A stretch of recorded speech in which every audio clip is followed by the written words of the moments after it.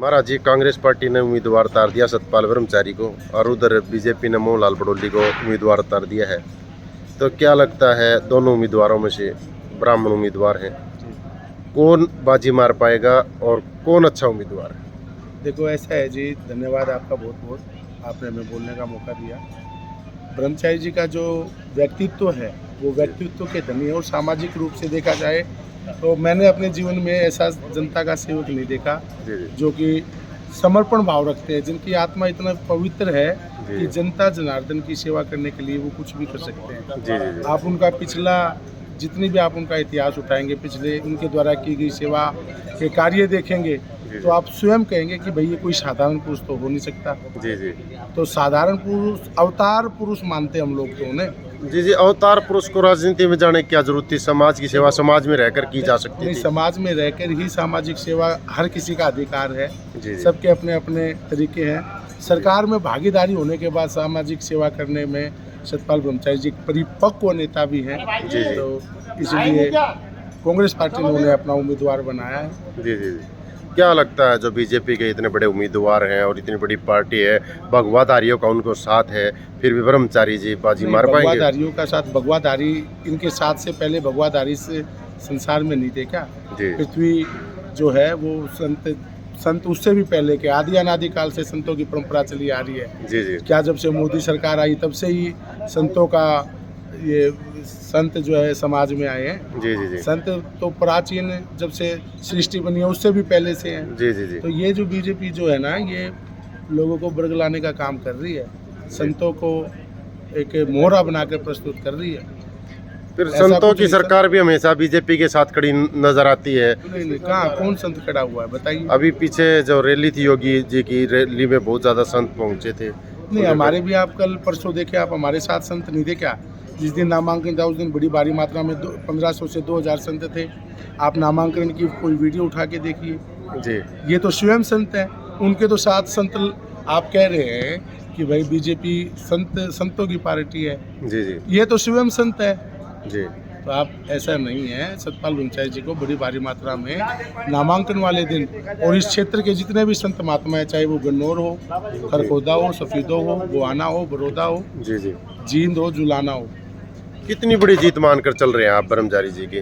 देखो ऐसा तो मैं नहीं कि, लेकिन 2 और 2.5 लाख के बीच में जो है सतपाल ब्रह्मचारी जी जो है जीतेंगे। क्या हरिद्वार में अवनियक करने वाला साधु सोनीपत लोकसभा का विकास करा पाएगा? अगर है जिसको शस्त्र का और जिसको शास्त्रों का ज्ञान होता है, उसको राजनीति का भी ज्ञान है, तो इससे अच्छी बात क्या होगी कि भाई एक ही इंसान के अंदर इतनी सारी जो परमात्मा ने वो दी हैं, विशेषताएं दी हैं।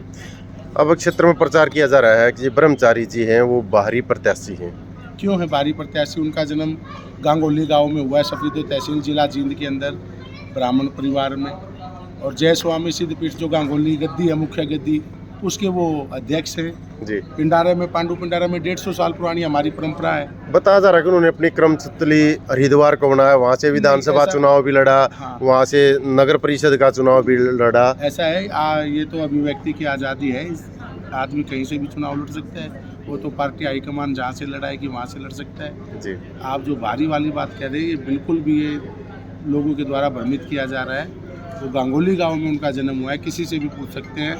हर 15 दिन में, 10 दिन में महाराज जी का जो है गांगोली गांव में आना होता है और क्षेत्र में आना होता है। आप जींद के, गोहाना के, सफीदों के और सोनीपत में आप सर्वे करा लीजिएगा अपने मीडिया के माध्यम से कि भाई सतपाल ब्रह्मचारी जी कितने लोगों से जुड़े हुए हैं। यहाँ के कम से कम 6 लाख लोगों से वो पर्सनली जुड़े हुए हैं इस क्षेत्र के। तो ऐसी कौन सी खूबी है जिसे मतदाता प्रभावित होकर सतपाल जी महाराज को अपना मतदान करेंगे? बेदाग छवि के नेता हैं और बहुत सुंदर आचरण वाले जो हैं और ब्रह्मचार्य जीवन जीते हैं।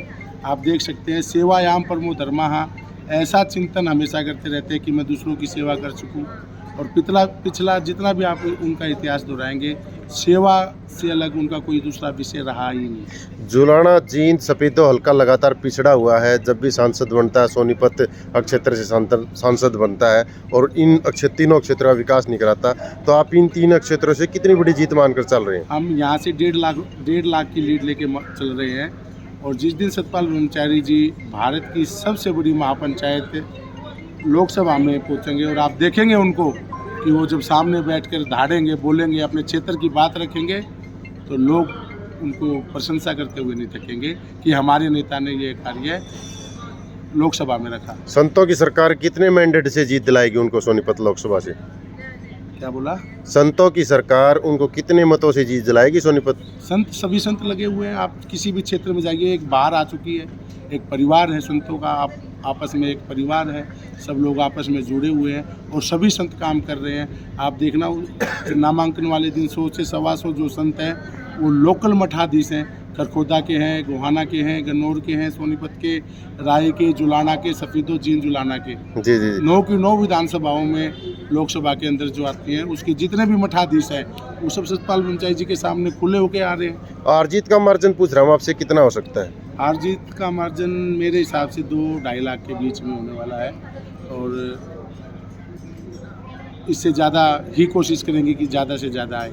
और भी ज़्यादा हो सकता है? उम्मीद है। धन्यवाद जी।